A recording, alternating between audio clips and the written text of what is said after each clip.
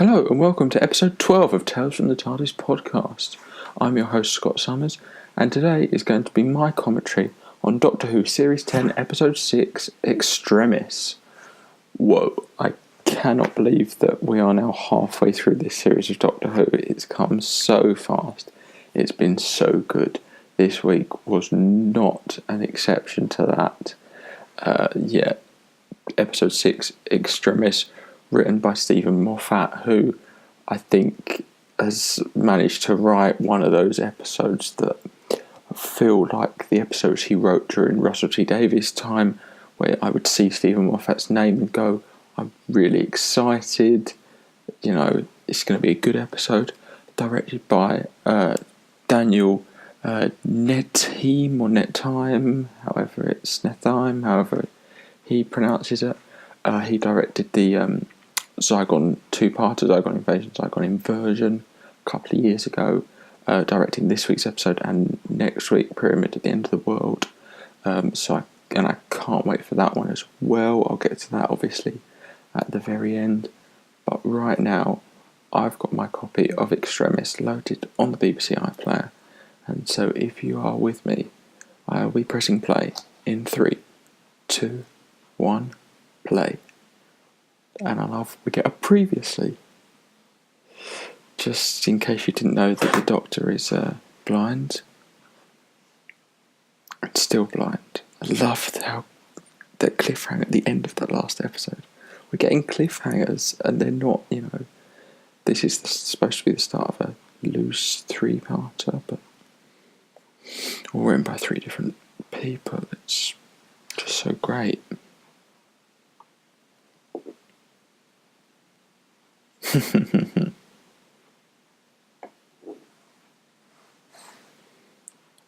It's very dark at the start, Planet of Executioners, a Time Lord. Doctor in black.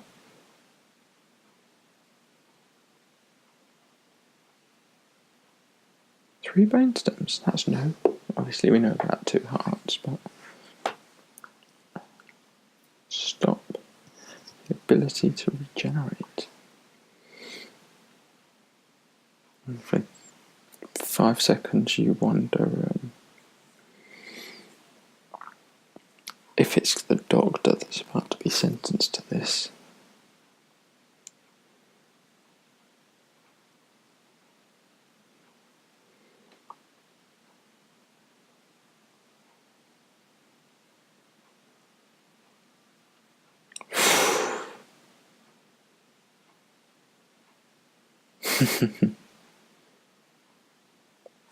Missy! Obviously we knew she was back. I love how Missy both references the last time we saw her back on Skara at the beginning of the previous season, and Doctor and River on Beryllium. And Missy knows River is now gone. Just in case you were confused over which one was the prisoner. Yes, it is Missy. I have absolutely loved Michelle Gomez as soon as I found out that she was Missy.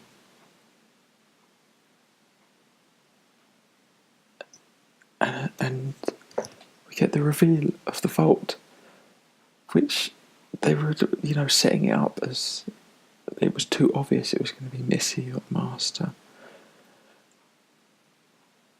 But what Stephen Moffat does in 5 minutes of the episode completely changes my view on it and actually makes me happy about it. I was expecting it to be, I sort of knew that it was going to be Missy. No surprise there. But then the way Moffat has written it to what leads her there,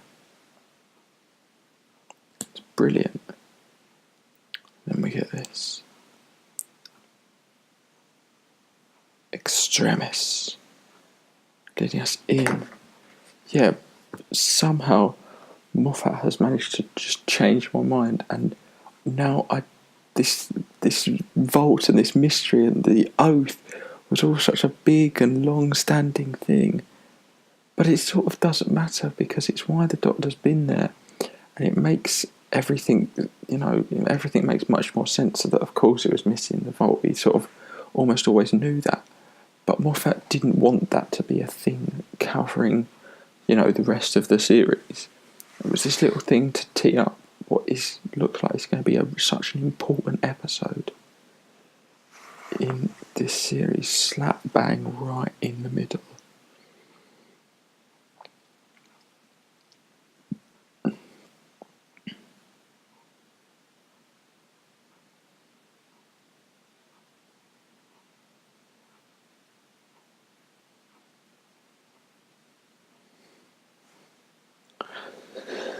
Of course you have.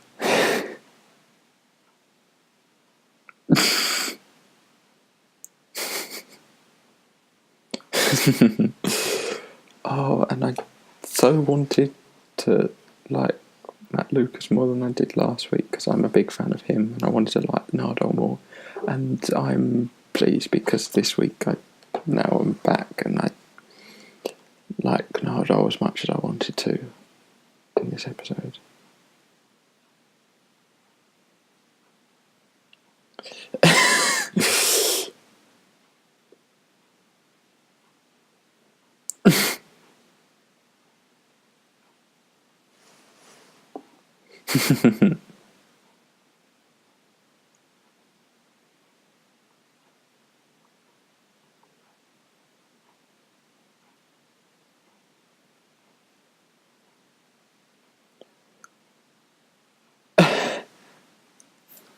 And I'm seeing him now walk down the steps again.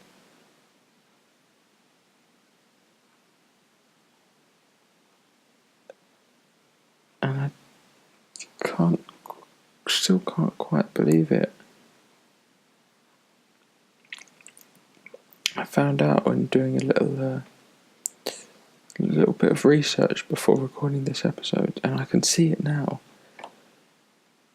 The actor who played the Pope is Joseph Long, who appeared in Doctor Who in Series 4 with Catherine Tate and Donna Noble in Turn Left. He was Rocco Colasanto, the head of the house that Donna and her mother and her grandfather went to live in when the world changed in the parallel world. Go back and watch Turn Left. It's an amazing episode. He gives an amazing performance in it. The truth. The veritas.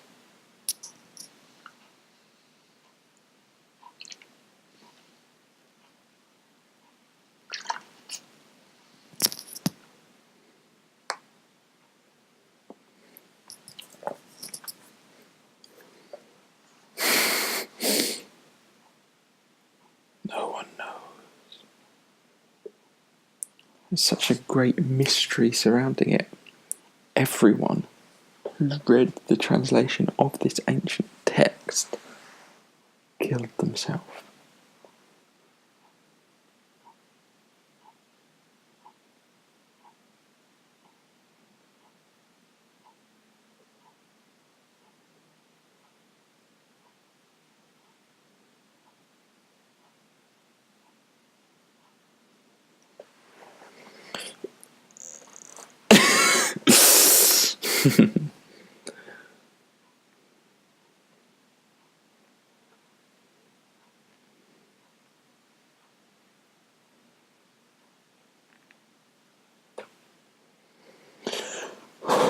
You really get a sense of how severe this is. But the Doctor, the man who has lived so many lives, could he read the Veritas? And now we get another sense of Bill leading her own life away from the Doctor. The little joke about her former housing situation.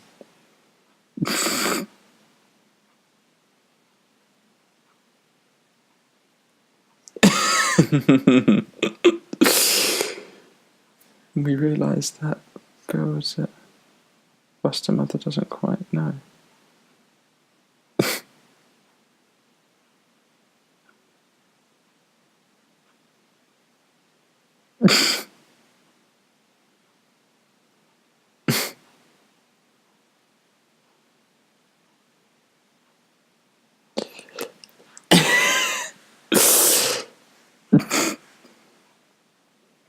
Cup of tea. Hey, is that what you do, Bill? Bring someone home from a cup of tea.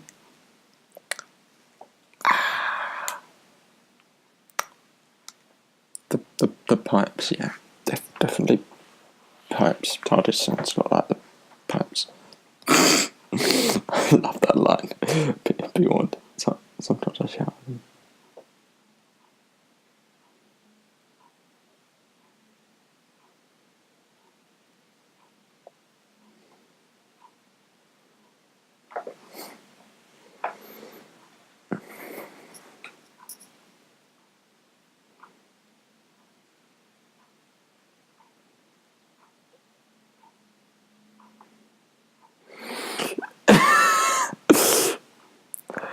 One thing that did seem slightly odd about this episode is you always hear the Pope speaking Italian, and yet surely the TARDIS translation matrix should translate that into English.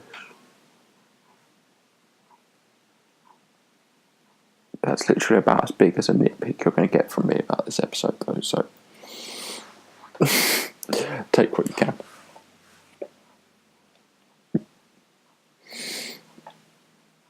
I've not really had that before, the TARDIS scaring off a date.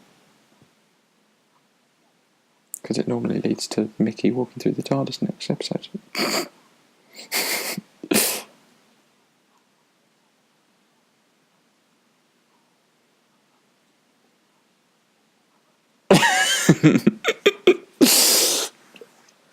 Okay, now no. And again, it's really good to see Nada and Bill not clashing anymore.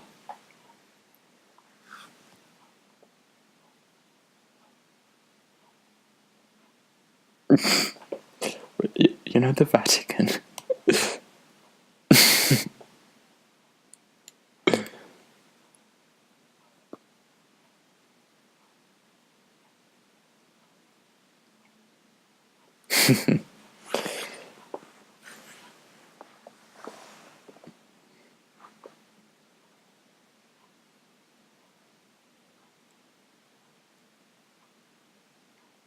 Yeah, how long did he spend in that confession dial?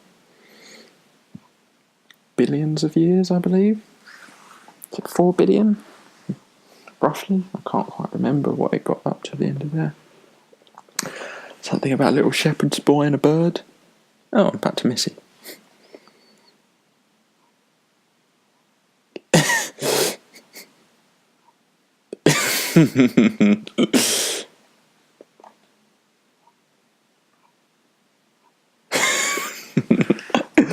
I just love Michelle Gomez's facial expressions.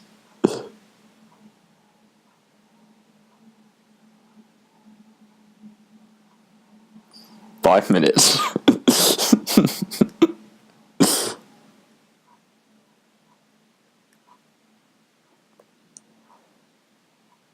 Oh, and now at this point I'm ready to jump for joy because I know what's about to happen. Oh, I just love that quote. "Only in darkness we are revealed."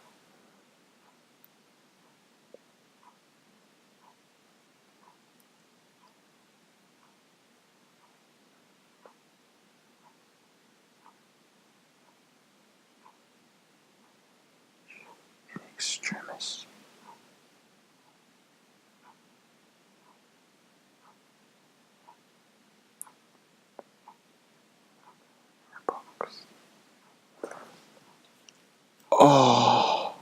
River's diary, just...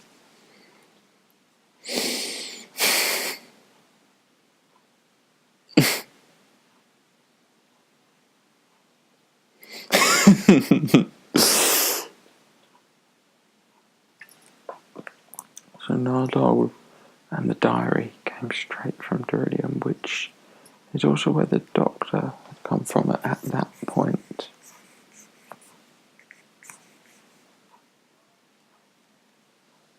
Makes sense.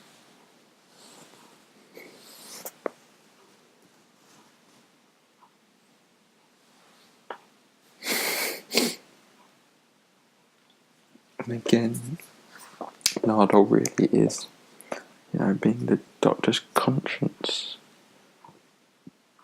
I heard it last week called the Doctor's own Jiminy Cricket, which really does make sense. And again, I wonder why the TARDIS doesn't translate it.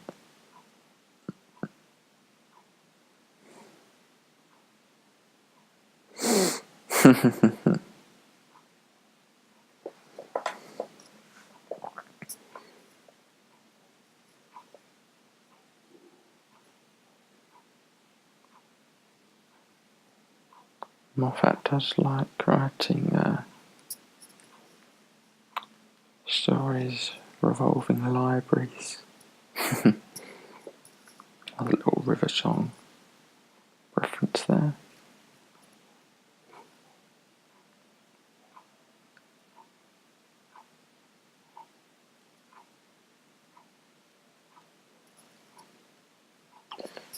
And not to be outdone by the rest of this series, the visuals as we enter the Hereticum, the library, just still absolutely stunning.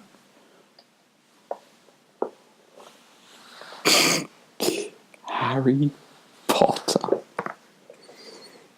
which is of course referencing the fact that Martha Jones said Expelliarmus in the Shakespeare Code, and the fact that David Tennant was in Harry Potter and the Goblet of Fire. Of course, that's a reference. In darkness we are revealed. Great quote from the Doctor. Great line. So many in this episode. And the callback to that line being said to him there. Absolutely love Missy in what is such a brief role in this episode.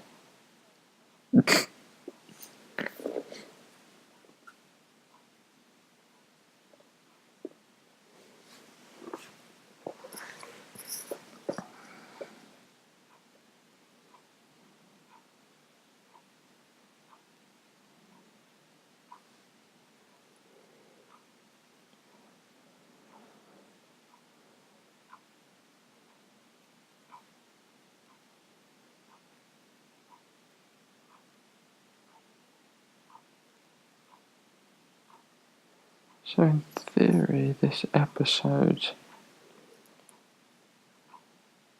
or at least the past element of it, takes place for the Doctor after he left Beryllium, but before we see him and Nardole together in the return of Dr. Mysterio.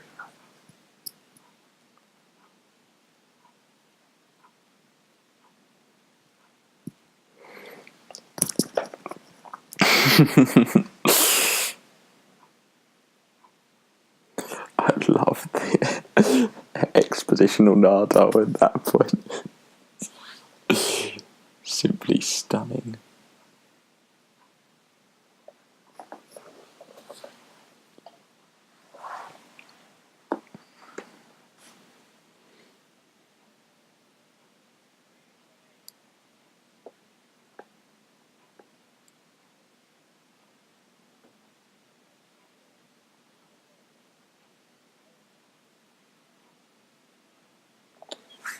For now it is.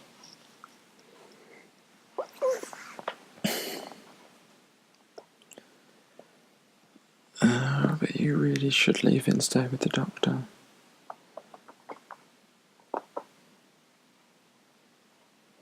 But he was too concerned about the war, and I was starting to like Cardinal Angelo, but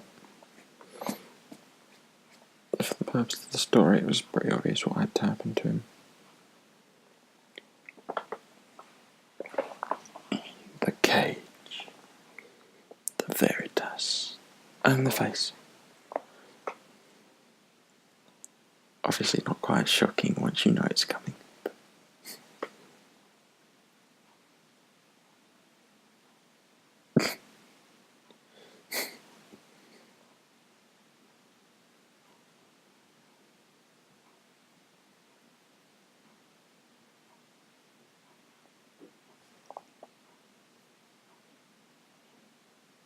Oh dear.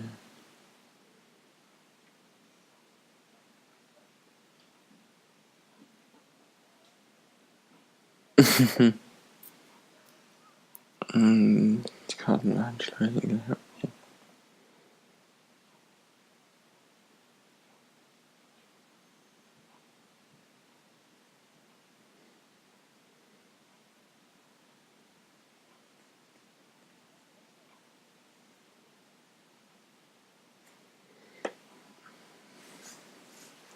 I'm not going to spend time now trying to pause and look at all those names, see if there's any significance. If you want to, you can go online. I'm sure there's pages and pages of theories of who the people are.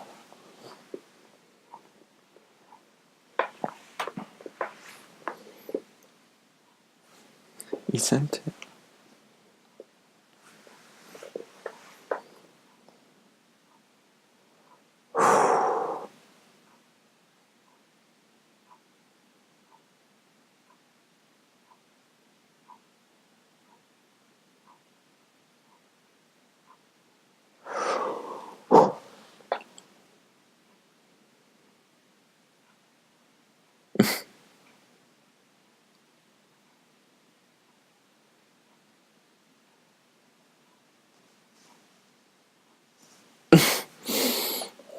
Timing that.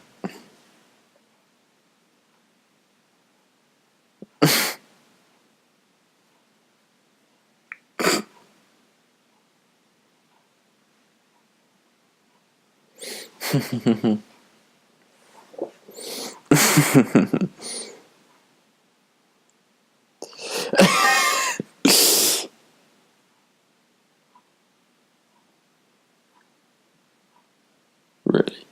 He won't.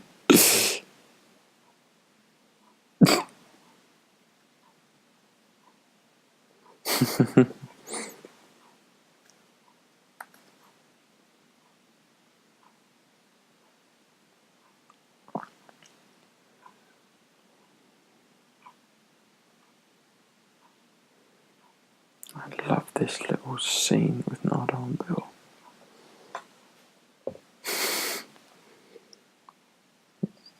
You learn so much more about Nardo.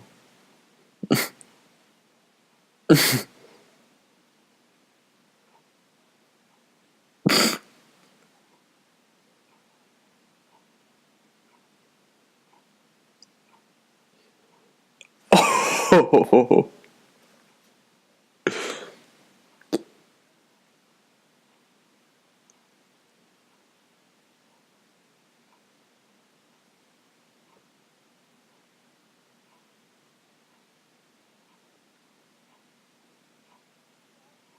Good-o.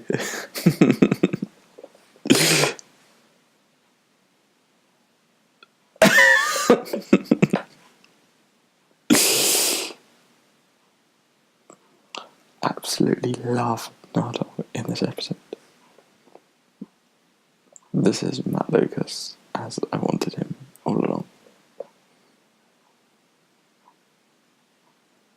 And we get a little adventure of Bill and Nardo, which I also wanted, especially with those two getting along. I wasn't sure if they were going to clash.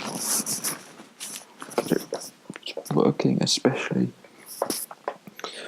With the Doctor out of action, we have Nardole leading, but he's not the Doctor, he doesn't have the Doctor's personality.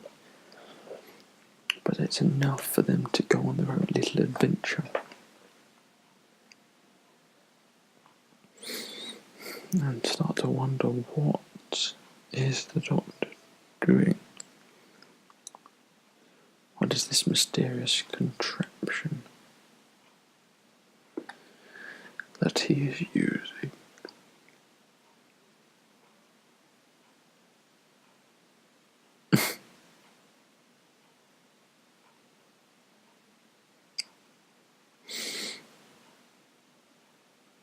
Oh dear.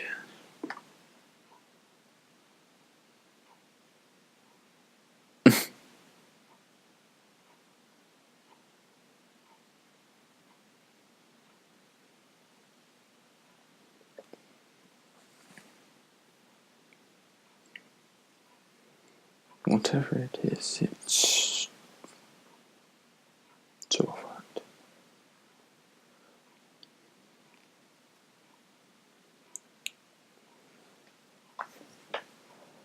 And this is the Doctor just after he's essentially lost River Song.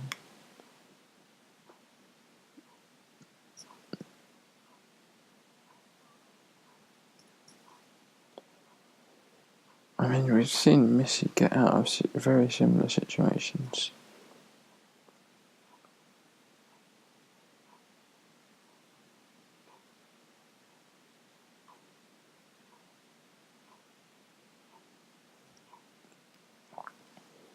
And now we get the Doctor's oath.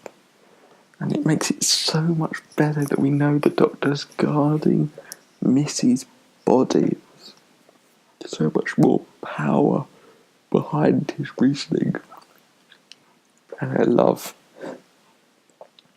I think Moffat just gets the comedy spot on in this episode. Of what?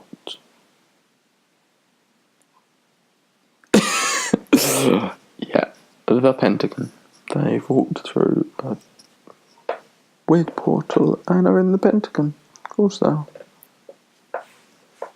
I love the visuals of this room as well. The projectors all projecting up the different worlds even, or places in the world.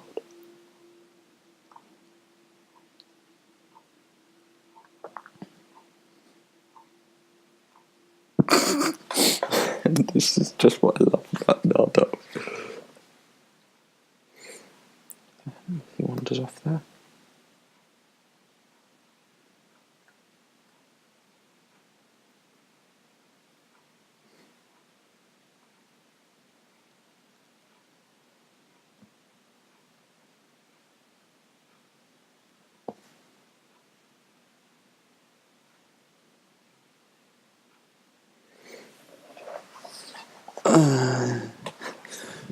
And then you realise they're insane. But you know what, sometimes the sort of jump cuts between scenes annoy me.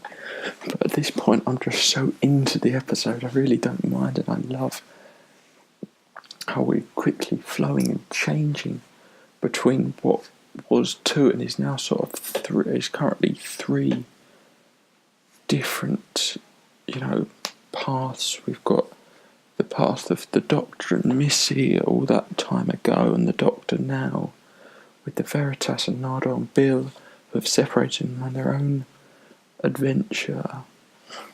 I just love how Moffat's sort of interweaving these scenes. And this from the Doctor and from Peter Capaldi is just amazing.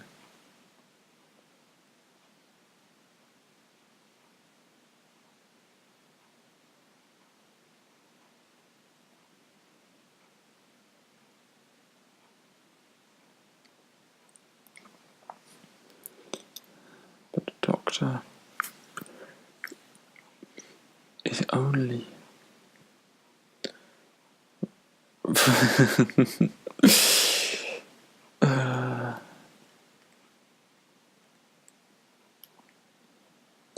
is only really weak when he's blind.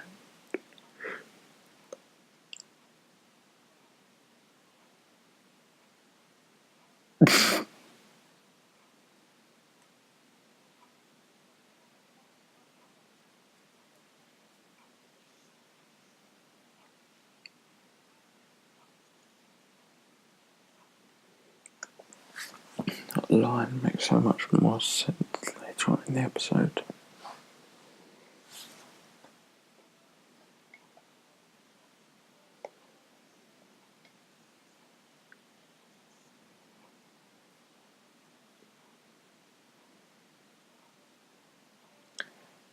But not the laptop with the Veritas translation on. How convenient.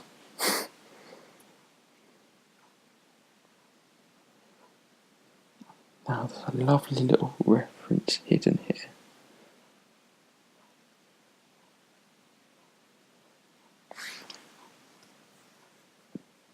We first see the clock just before our little drunk scientist walks past it.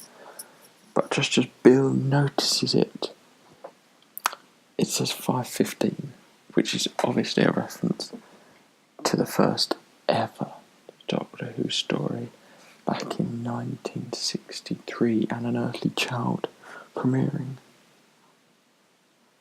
Well, or was billed to premiere at 5:15 at least. I believe 5:17. I think is when it actually starts. Maybe wrong on that.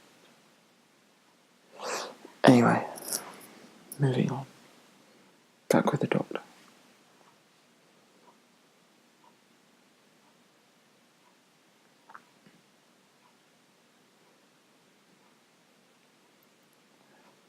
It takes an awful long time to read the word Veritas and the words A Test of Shadows before then scrolling down just as the effects start to wear off his eyes.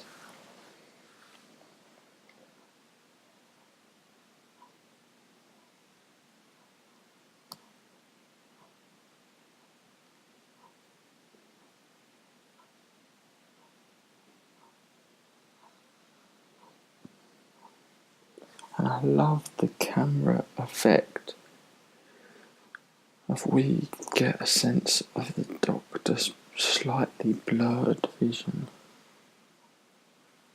in almost a weeping angel style.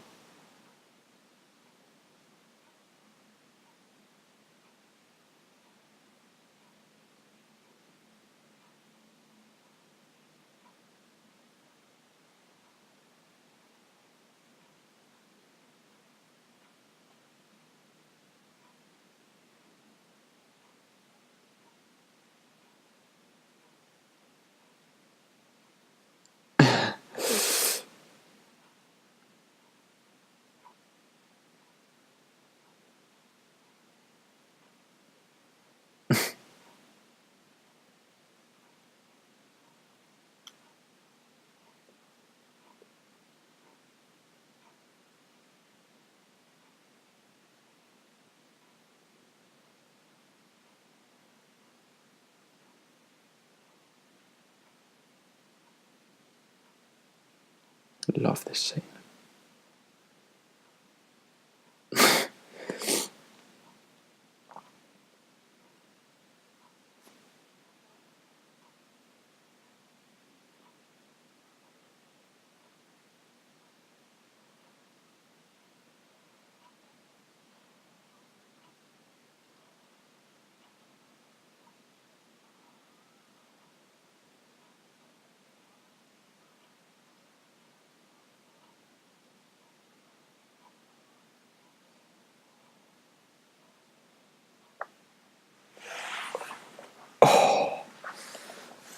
Love the shadow test.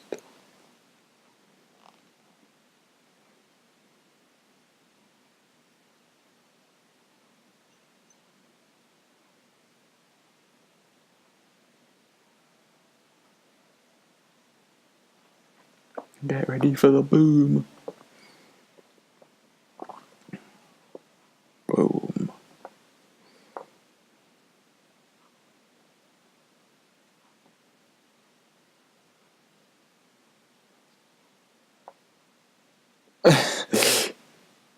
And this is Nardal. Scared, but clever. Very clever.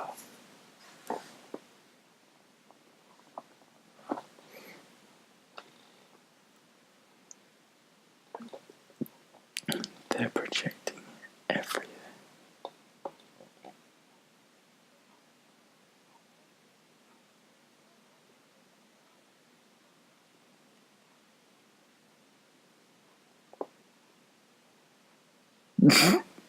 Star Trek reference. VR reference. Grand Theft Auto.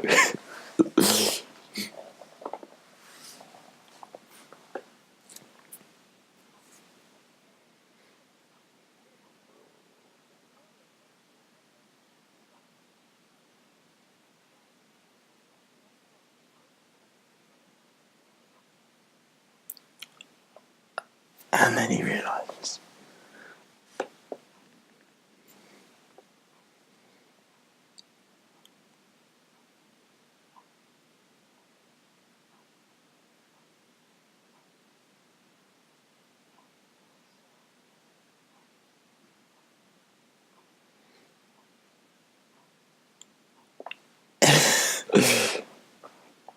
I love this from Nardal. Yeah.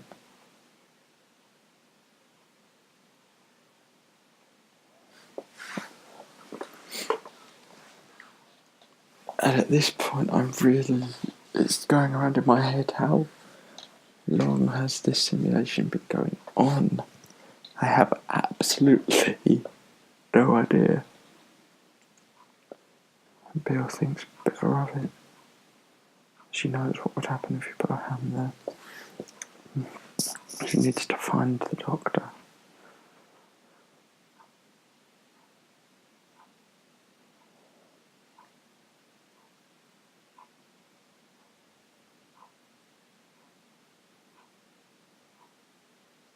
At this point, I almost thought she was back in her house.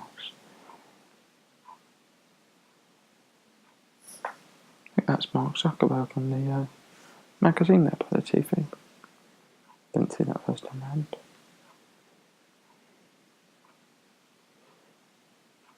Not quite sure which president that's supposed to be. Probably one that didn't divide America. And that's as much as I'm going to talk about politics on this show. Apart from Harry Jones.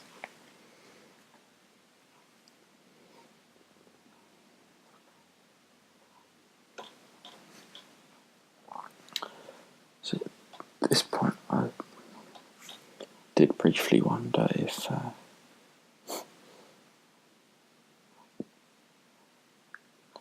listening to it would make a difference to reading it.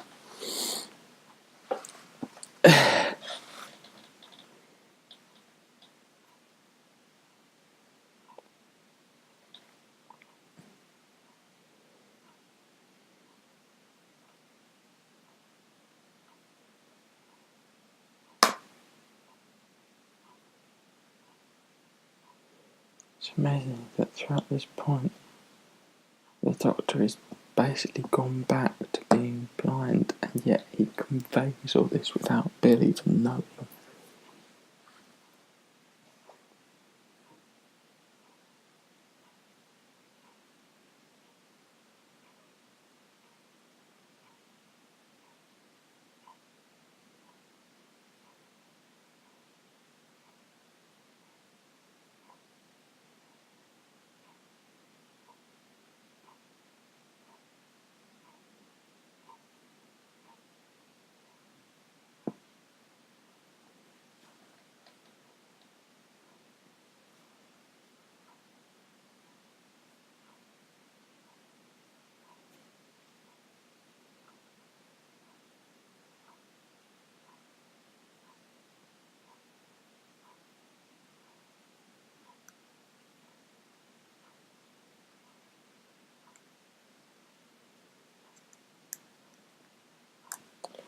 But I was also wondering about a theory I heard a few weeks ago. I think it might have been Verity Podcast, theory that we're actually on Mondas before the Cybermen.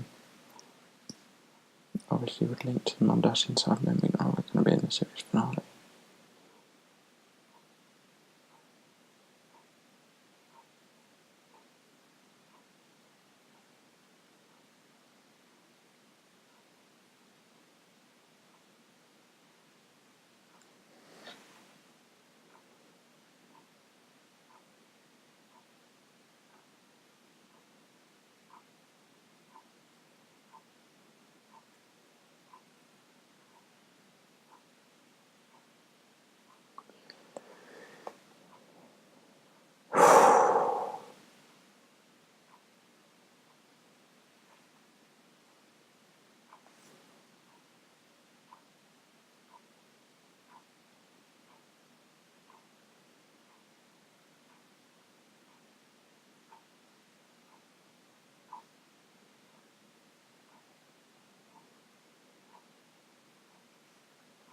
Super Mario reference. Why not? Who else you want to name check, Doctor?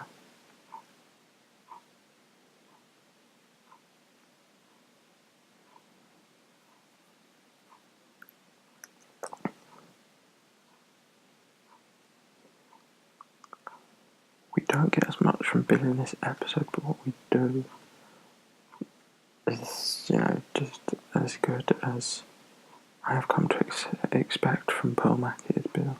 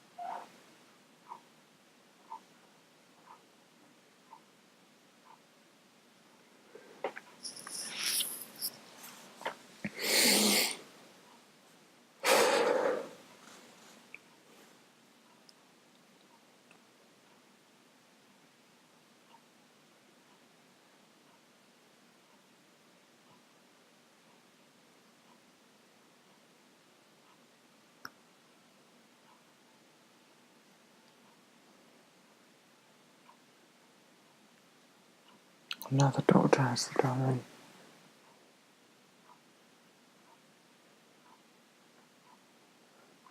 Although if this is a simulated... Well, this does bring into question how much the simulation crosses with reality. But this is a virtual copy of River's diary. Virtue is only virtue, Extremis. I love that line. But is this just a copy of the diary? Or did the Doctor go back to the library and take it once he knew the end of River's story from the beginning? Yes, you are, Doctor.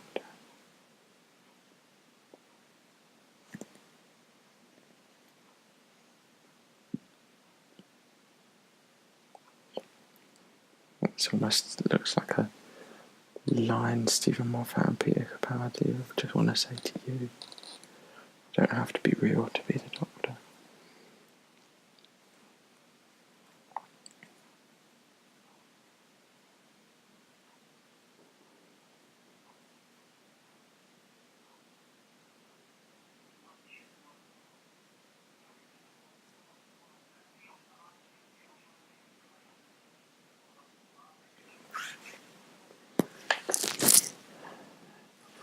The information, all recorded.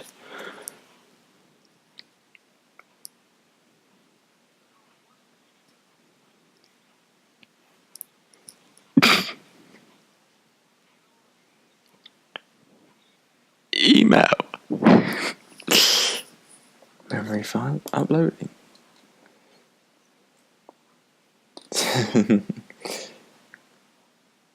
Calling the doctor.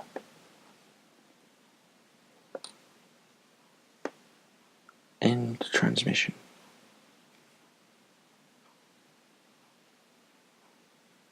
The doctor's just watched that.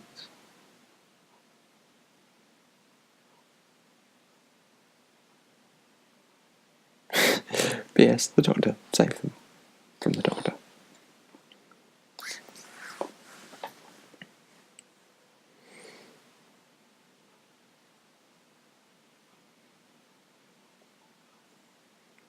Still slightly unsure of when they entered the simulation. Was it when they returned at the end of the previous episode from space? Was that when they entered the simulation? That's...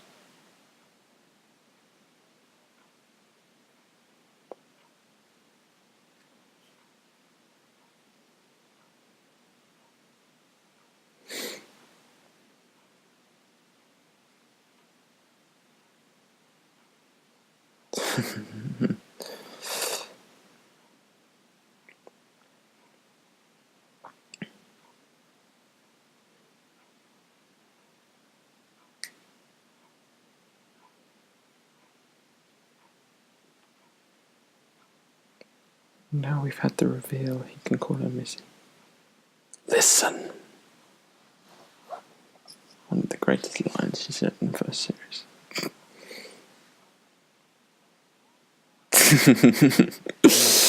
Of course she's not dead.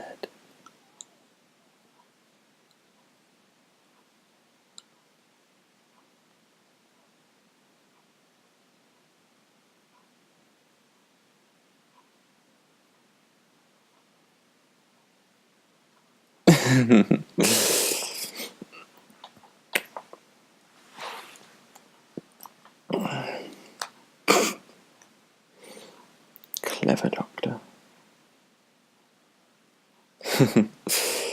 Oh my.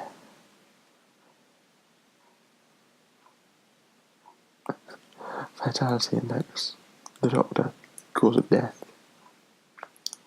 Shall I start reading them off, doctor, or do you want to? No.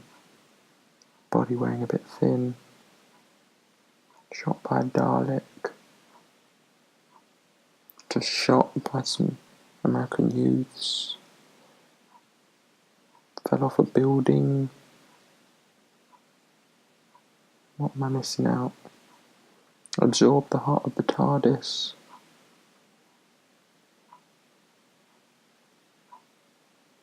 Got locked in a box. Oh, the list that was from another time, I think.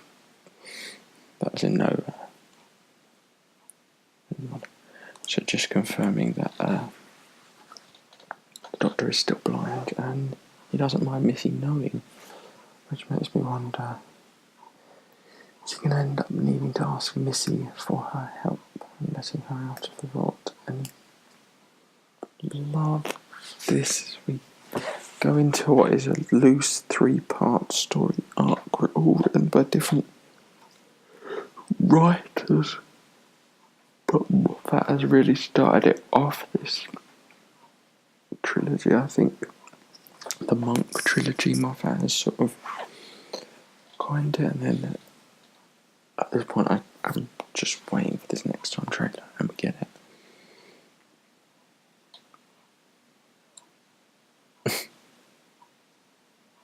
We know Bill and Nardole are back, at least.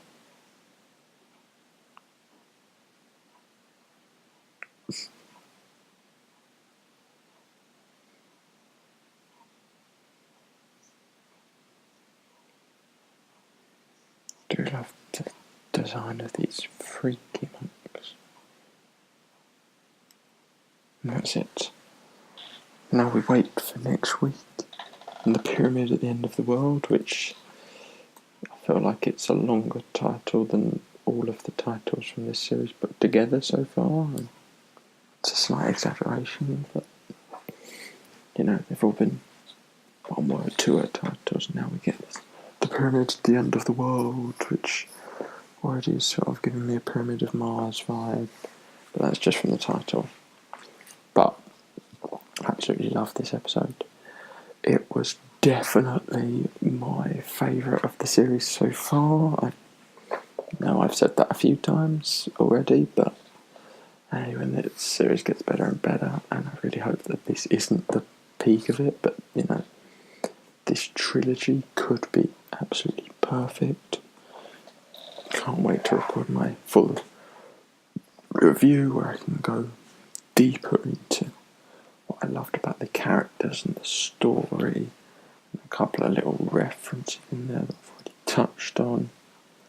And yeah, that was my commentary of Doctor Who Series 10 Episode 6 Extremis.